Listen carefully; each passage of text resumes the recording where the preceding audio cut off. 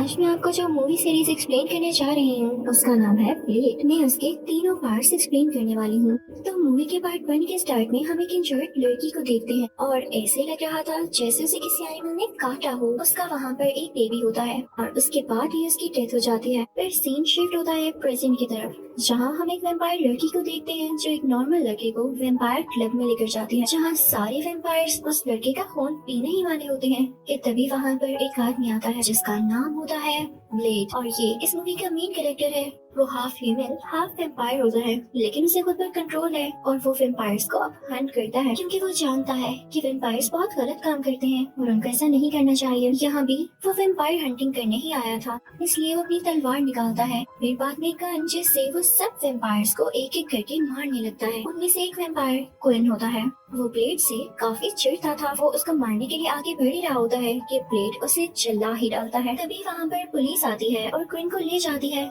जहाँ उसकी dead body का ब्लड सैंपल लिया जाता है। तो वहाँ पर एक लेडी डॉक्टर को पता चलता है कि ये ब्लड कुछ चेंज है, ये नॉर्मल इंसान का तो हरगिज नहीं लग रहा। उसे यकीन नहीं आता तो वो खुद इनकी बॉडी को देखने जाती है, जहाँ क्वीन जिंदा होकर वहाँ खड़े एक लड़की की गर्दन पर काट लेता है और उस लेडी डॉक्टर की गर्दन पर भी बाइट कर लेता है। अब यहाँ फिर से एंट्री होती है ब्लेड की, जो क्वीन को ही लेने आया था ताकि उसे खत्म कर सके, लेकिन वहाँ की सिक्योरिटी उसे रोकती है। अब जब ब्लेड इंजर्ड डॉक्टर को देखता है तो वो उसे अपने साथी के पास लेकर आता है, वही इंजर्ड लेडी डॉक्टर जिसकी गर्दन पे उसी वेम्पायर क्वीन ने काटा था। अब ब्लेड का साथी उसे एक इंजेक्शन लगाता है जो कि कार्डिक सीरम से बना होता है ताकि वो लड़की वेम्पायर न बने, और ये इनकी काफी अच्छी ट्रिक थी। ये सीरम ब्लेड भी अपने अंदर इंजेक्ट करवाया करता था ताकि वो खुद पर कंट्रोल कर सके, क्योंकि इनका मानना था कि कार्डिक सीरम वेम्पायर्स की नेचर को न्यूट्रलाइज करता है, यानी कंट्रोल में रखता है। अब दूसरी तरफ वेम्पायर्स की मीटिंग हो रही होती है, जहाँ उनका लीडर एक वेम्पायर जिसका नाम फ्रोस्ट होता है उसे डांट रहा होता है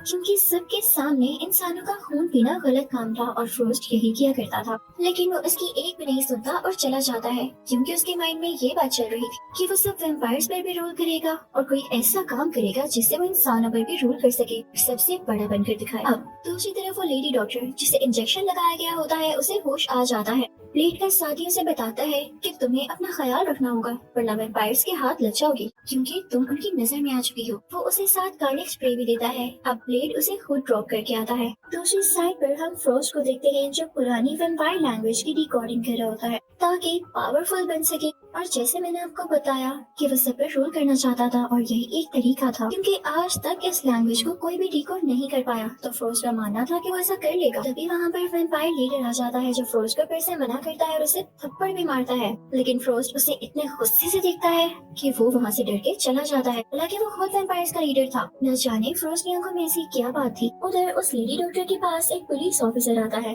वो काफी डरी हुई होती है। अब वहाँ पर ब्लेड भी आता है और उस ऑफिसर को पकड़ लेता है क्योंकि उसने इस आदमी के टैटू से पहचान लिया होता है कि ये फ्रॉस्ट का बंदा है। ब्लेड उसे शूट करने ही वाला होता है कि वो लेडी डॉक्टर उसका हाथ रोक लेती है, जिससे वो बंदा भाग निकलता है। ब्लेड उसे डांटता है तो वो डॉक्टर ब्लेड की कार में आकर बैठ जाती है कि मुझे नहीं पता तुम लोगों का वेम्पायर्स के साथ क्या मसला है, मैं तो जानती भी नहीं कि इनको फेस कैसे करना है, तो मैं यहाँ तुम्हारे साथ ही बैठूंगी क्योंकि मैं यहाँ ज्यादा सेफ हूँ। अब वो दोनों उस आदमी पर नजर रखने लगते हैं। वो ब्लेड लेकर वेम्पायर क्लब की तरफ जाता है तो ब्लेड भी उसका पीछा करता है और उसे सीक्रेट डोर के बारे में पूछ के उसे छोड़ देता है क्योंकि वो जल्दी में होता है। यानी ब्लेड उसे आगे के मसले देखने थे। अब ये खबर वो आदमी जाकर फ्रोस्ट को देता है तो वो गुस्से में आ जाता है और उसी आदमी की गर्दन पर काट कर उसका सारा खून चूस कर उसे मार डालता है। सरप्राइजिंग बात ये थी कि फ्रोस्ट उस लैंग्वेज को डिकोड कर चुका है जिसे आज तक कोई नहीं कर पाया, यानी फ्रोस्ट का ख्वाब अब पूरा होने वाला था। उधर हम ब्लेड और लेडी डॉक्टर को देखते हैं जो कि सीक्रेट डोर से होते हुए वेम्पायर लाइब्रेरी में आ जाते हैं, जहाँ उन्हें एक मोटा सा आदमी नजर आता है जो कि कोई और ही क्रिएचर लग रहा था। ये लोग उसे टॉर्चर करके उसकी बॉडी को जलाते हैं,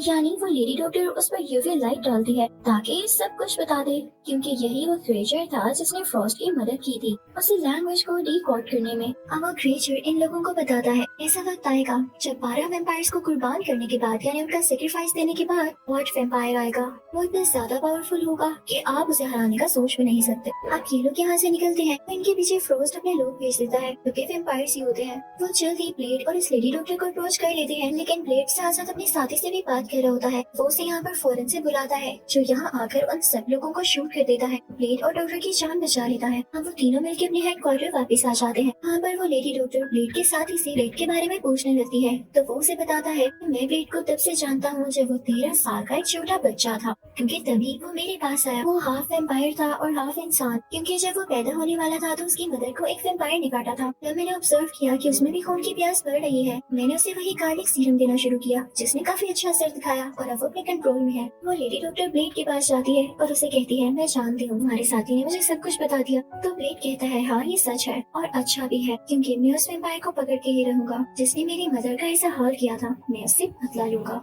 उधर हम फ्रोस्ट को देखते हैं जो कि सारी वेम्पायर कम्युनिटी को इकट्ठा करता है और उनसे कहता है कि लीडर को बाहर धूप में लाओ, क्योंकि वेम्पायर्स धूप में सरवाइव नहीं कर पाते। तो ये सब उसे वहीं पर छोड़कर चले जाते हैं। सूरज की किरणें वेम्पायर्स के लीडर पर पड़ने लगती हैं और वो पूरी तरह से जलकर मर जाता है। तो फ्रोस्ट का पर्पस पूरा हो चुका था। वो था वेम्पायर कम्युनिटी का नया लीडर। वहाँ हम ब्लेड और लेडी डॉक्टर को एक साथ देखते हैं। तो वो लेडी डॉक्टर कहती है कि देखो मुझे कैसा एसिड मिला। वो उस एसिड को ब्लेड के सामने ही वेम्पायर्स के ब्लड के साथ मिलाती है, तो वहाँ ब्लड ब्लास्ट होता है। तो वो काफी खुश होते हैं कि वेम्पायर्स के अगेंस्ट अच्छा काम कर सकता है। अब ब्लेड उसे कहता है कि मैं वही गार्लिक सीरम लेने जा रहा हूँ। जब ब्लेड बाहर जाता है उसे वहाँ पर फ्रोस्ट मिलता है। तो आप ये सोच रहे होंगे कि फ्रोस्ट वेम्पायर होने के बावजूद बाहर आया है तो इसे सनलाइट से क्यों नहीं कुछ हुआ, क्योंकि जनाब ये काफी ज्यादा चालाक होता है। ये साहिब सन ब्लॉक लगा कर आए होते हैं। यहाँ पर फ्रोस्ट ब्लेड को ब्लैकमेल करता है कि तुम इंसानों वाला रूप छोड़ दो, तुम एक वेम्पायर हो और इस फेट को बदल नहीं सकते हो, तुम्हें हमारी कम्युनिटी में आना होगा।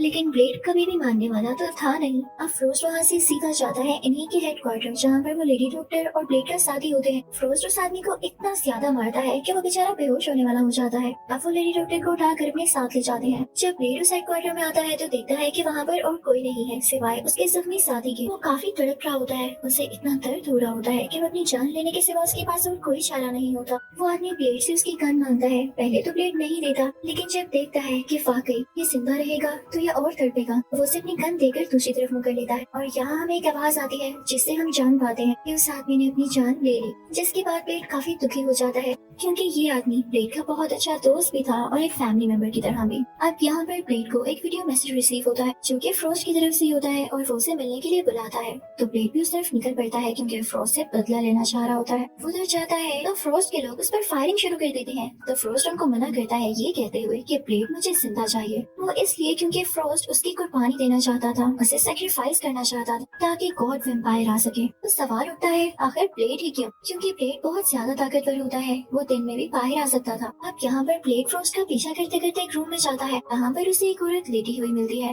वो उसे गौर से देखने लगता है तो उसे पता चलता है कि कोई और नहीं बल्कि उसकी मदर है। हालांकि उसने अपनी मदर को देखा नहीं होता, फिर भी उसे कहता है माँ, लेकिन वो औरत कोई रिस्पॉन्स नहीं देती, जैसे वो अपने बेटे को याद ही ना करती हो। और तभी वहाँ आता है फ्रोस्ट जो ब्लेड को बड़े अजीब तरीके से कहता है क्या देख रहे हो, हाँ मैं ही वो वेम्पायर हूँ जिसने तुम्हारी माँ को काटा था और ये मरी नहीं बल्कि मेरे लिए काम कर रही थी। और तुम्हें लग रहा है कि तुम उसके बेटे हो तो ये तुम्हारे लिए मेरा साथ छोड़ देगी ना, ऐसी बात हरगिज़ नहीं है, इसके दिल में तुम्हारे लिए जरा भी प्यार नहीं। फिर फ्रोस्ट ब्लेड और उस लेडी डॉक्टर को पकड़ लेता है और ब्लेड को एक ताबूत में बंद कर देता है, जिससे उसका काफी खून निकलने लगता है क्योंकि वो जख्मी भी होता है। इसको वेम्पायर टेम्पल में लाया गया था जहाँ पर और भी 12 वेम्पायर्स थे जिनको सेक्रीफाइस करना था। जिस जगह पर ब्लेड होता है वहाँ से उसका खून ट्रेवल करते करते बाकी वेम्पायर्स की फोरहेड पर गिरता है और उसी के खून का एक कतरा फ्रोस्ट के सर पर भी गिरता है, जिसके बाद काफी जोर की बिजली चमकती है और उस टेम्पल पर भी गिरती है, जिसके बाद उन 12 वेम्पायर्स की सोल फ्रोस्ट के अंदर आ जाती है और वो काफी ज्यादा पावरफुल हो जाता है। यहाँ पर फ्रोस्ट की आंखें रेड हो जाती हैं।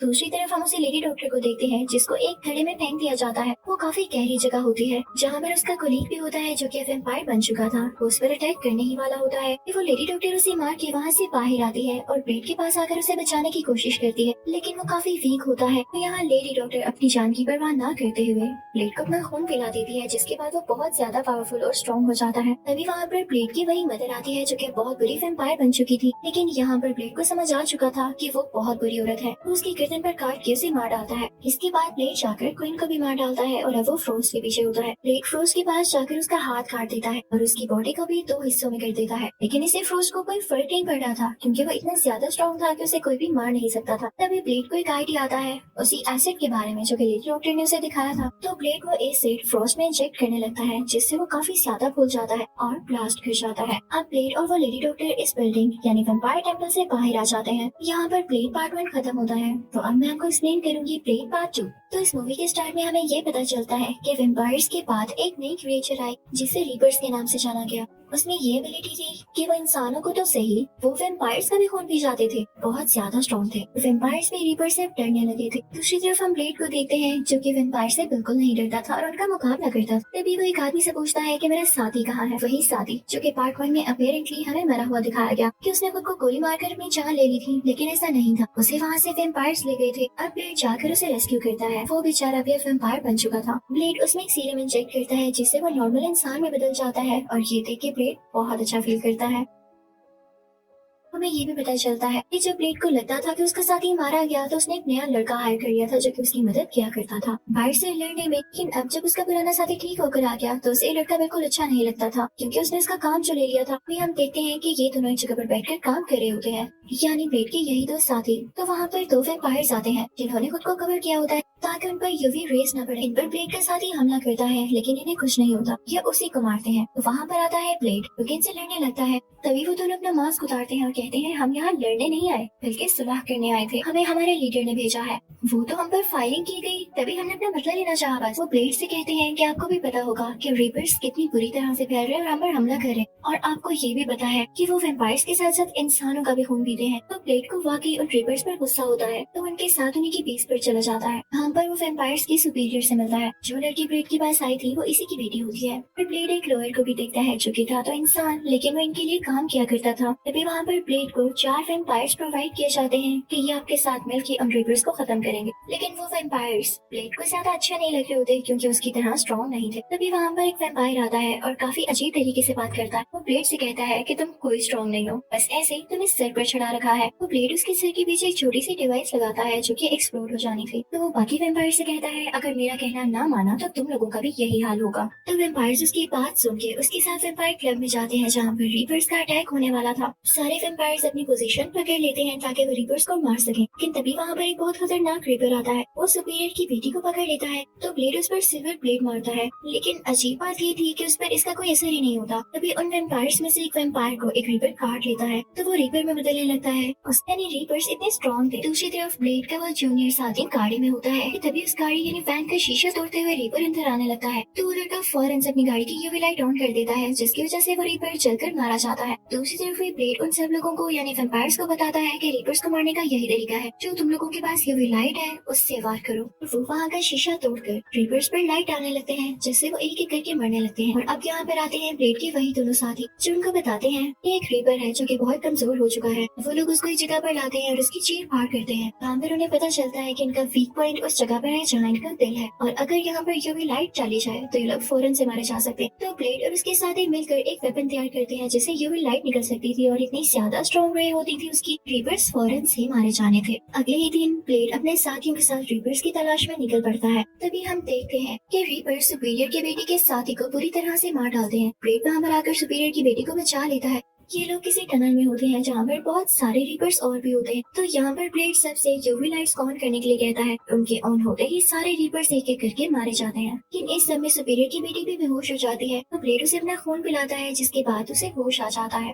लेकिन तभी वहाँ पर वैम्पायर्स का वही लॉयर आता है और ब्लेड को शॉक देके बेहोश कर देता है। अब हम देखते हैं कि ब्लेड को होश आ जाता है। उसके सामने उसका वही पुराना साथी होता है। तो वो ब्लेड से कहता है कि जो रीपर्स हैं ये वैम्पायर्स के सुपीरियर की ही इजाद है। उसने एक एक्सपेरिमेंट किया था जिसमें वो फेल हो गया और उल्टा उसी पर पड़ गया। अब यहाँ पर वैम्पायर्स का सुपीरियर ये चाह रहा होता है कि उसे ब्लेड का ब्लड मिल जाए ताकि जो नई स्पीशीज उसने बनाई है उसमें ब्लेड का ब्लड ट्रांसफर करके वो उसे और अच्छा बना सके। अब यहाँ पर सुपीरियर की बेटी को भी पता चल जाता है कि ये उसके फादर का ही फेल एक्सपेरिमेंट था और ये जिस पर किया गया वो और कोई नहीं बल्कि उसका भाई ने उसे सुपीरियर का अपना बेटा था। इसे सुनकर उस लड़की को बहुत गुस्सा आता है और वो वहाँ से चली जाती है।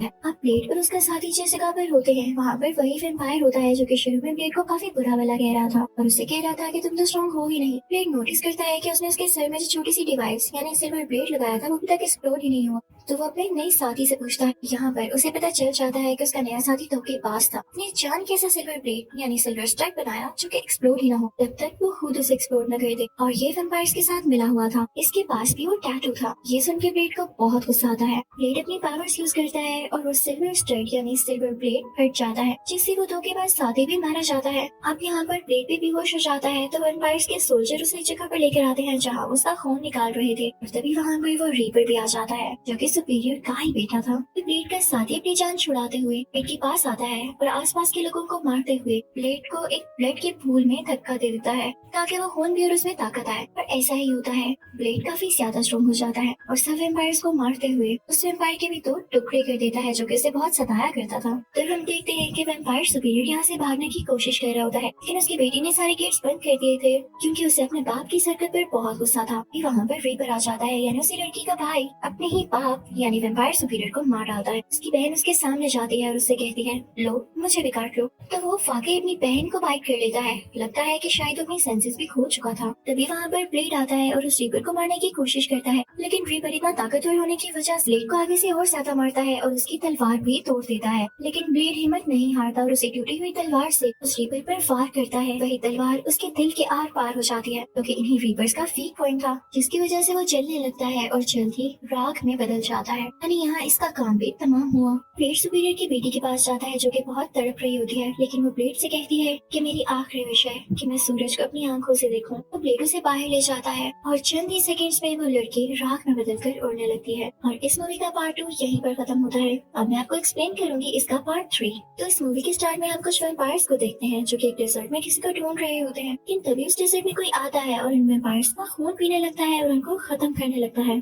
अब हम ब्लेड को भी देखते हैं जो कि अभी तक वैम्पायर हंटिंग किया करता था और अपनी सिल्वर स्वॉर्ड से वैम्पायर्स को खत्म किया करता था। तभी ब्लेड के सामने एक और आदमी आता है जिसके दांत तो वैम्पायर्स की तरह थे। तो ब्लेड उसे भी अपने सिल्वर वेपन से मारता है, लेकिन उसे कुछ भी नहीं होता। तो यहाँ पर रिवील होता है कि ये आदमी वैम्पायर था ही नहीं, तो असल में ये था कौन। तो तभी यहाँ पर ये आदमी अपने उन नकली दांतों को निकाल देता है जो कि वैम्पायर्स की तरह लग रहे थे। इसने यहाँ पर ब्लेड को ट्रैप किया था ताकि डिस्ट्रैक्ट हो, और इसके बाद ये आदमी मारा जाता है। ऐसा इसलिए किया गया ताकि ब्लेड फंस जाए और उसे पुलिस अरेस्ट कर ले कि उसने वैम्पायर्स की जगह एक इंसान को मार डाला। इस तरह से वैम्पायर्स की जान छूट जानी थी, यानी ये सारा कुछ वैम्पायर्स की अपनी प्लानिंग थी। अब ब्लेड सीधा अपने उसी साथी के पास जाता है जो कि उसे एक और सीरम देता है कि ये लो, ये तुम्हारे लिए बहुत फायदेमंद साबित होगा, यानी ये तुम्हारे लिए काफी अच्छा रहेगा और तुम्हारे खून की प्यास को कंट्रोल करके तुम्हारी ताकत को बढ़ाएगा। और ये किसी खास इंसान ने तैयार करके दिया है। इस बात का पता हमें बाद में चलेगा। साथ ही साथ ब्लेड का साथी उसे इस बात के लिए भी वार्न करता है कि देखो ध्यान से, तुम पुलिस की नजर में कहीं आ न जाना, वरना तुम पकड़े जाओगे और वैम्पायर्स पूरी दुनिया पर रूल करने लगेंगे। अगले ही सीन में हम एक लड़की को देखते हैं।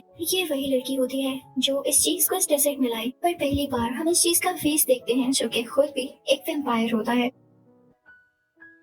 लेकिन दुनिया का सबसे पहला वैम्पायर जिसके ब्लड से बाकी वैम्पायर्स बने। ये डेजर्ट में ही सो रहा था और इस लड़की ने इसे जगाया। ये सारे वैम्पायर्स का खून पीकर जीता है। अब ये लड़की इस सीनियर वैम्पायर से कहती है कि एक आदमी है जिसका नाम है ब्लेड, वो सब वैम्पायर्स के लिए बहुत मुश्किलें खड़ी कर रहा है, और अगर हम वैम्पायर्स को खून ना मिले तो हम जल्द ही खत्म हो जाएंगे, इसलिए जल्द कुछ करो। दूसरी तरफ हम कुछ न्यूज रिपोर्टर्स और पुलिस ऑफिसर्स को देखते हैं जो कि ब्लेड के बारे में बात कर रहे होते हैं कि शायद वो एक साइको किलर है, उसे लोगों को मारने में मजा आता है, या हो सकता है कि उसे हेलुसिनेशंस होती हो कि उसके चारों तरफ वैम्पायर्स हैं और वो हमेशा उनको मारता ही रहता है। अब जब ब्लेड के साथ ही न्यूज़पेपर लेने जाता है कि देख सके कि ब्लेड के बारे में क्या क्या न्यूज छपी है, तो वो देखता है कि उसमें कोई स्पाई कर रहा है। तभी एक सुनसान से रेलवे स्टेशन पर हम एक लड़की को देखते हैं जिसके पास उसका बेबी होता है। वो ट्रेन का इंतजार कर रही होती। तभी वहाँ पर कुछ वैम्पायर्स आते हैं और उसका बेबी उसे छीन लेते हैं, तो उनको पता चलता है कि ये बेबी नहीं बल्कि कोई डॉल है। तभी वो लड़की भी अपने असली रूप में आ जाती है और वो एक वैम्पायर हंटर होती है। यहाँ पर ये सारे वैम्पायर्स को एक एक करके मारने लगती है और उनसे खूब सारी फाइट करती है, उनको किक्स मारती है, अपनी लेजर गन से उन्हें हर्ट करती है। और दूसरी तरफ हम ब्लेड और उसके साथी को उनकी सीक्रेट प्लेस में देखते हैं जहाँ पर पुलिस आ चुकी होती है। पुलिस अंदर आ जाती है, इन पर फायरिंग करने लगती है,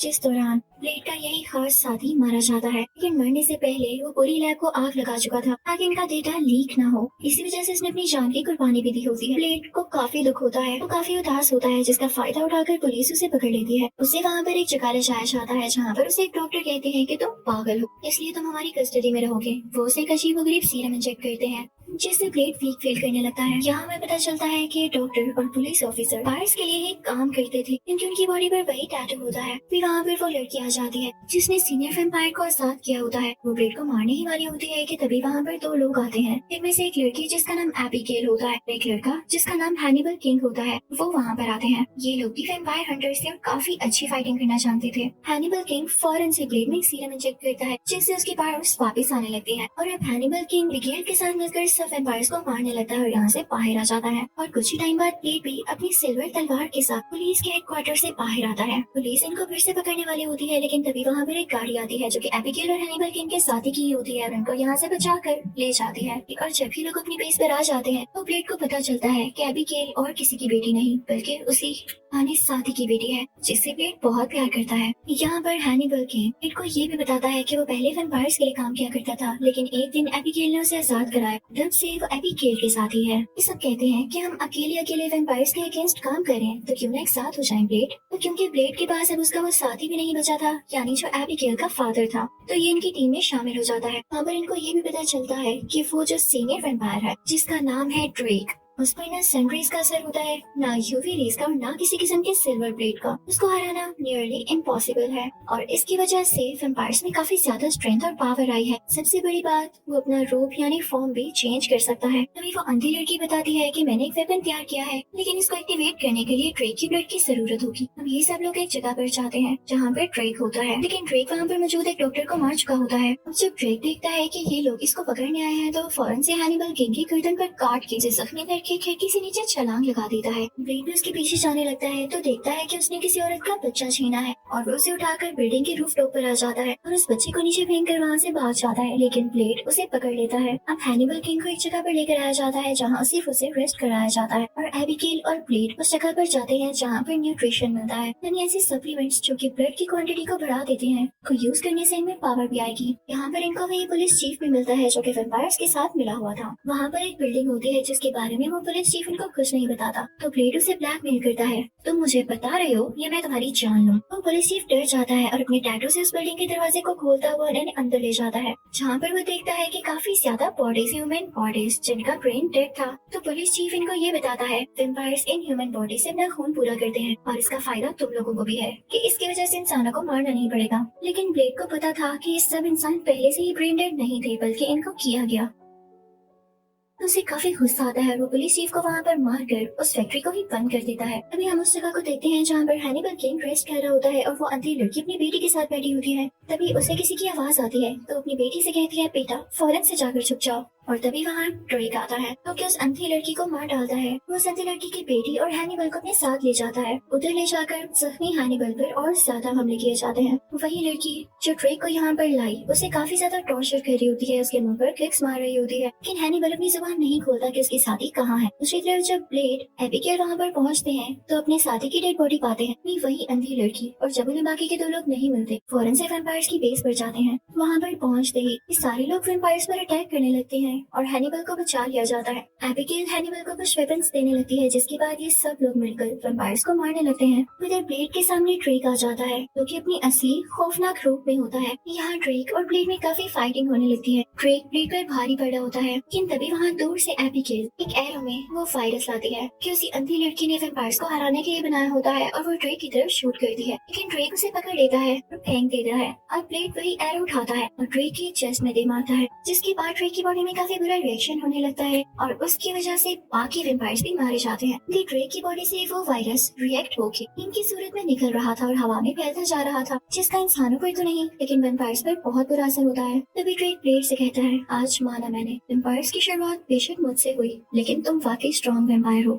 उसके बाद ब्लेड और उसकी टीम वहाँ से निकल जाते हैं लेकिन जैसे ही वहाँ पर पुलिस आती है वो देखती है कि वहाँ पर ब्लेड की डेड बॉडी पड़ी है लेकिन असल में वो ब्लेड नहीं होता बल्कि ड्रेक ही होता है क्योंकि ब्लेड ने यहाँ से जाने से पहले ब्लेड की बॉडी को अपना रूप दे दिया था और पुलिस अब ब्लेड का पीछा नहीं करती ये सोचते हुए कि ब्लेड हमेशा के लिए मारा जा चुका है। इसी के साथ इस मूवी का पार्ट 3 भी यहीं पर एंड होता है।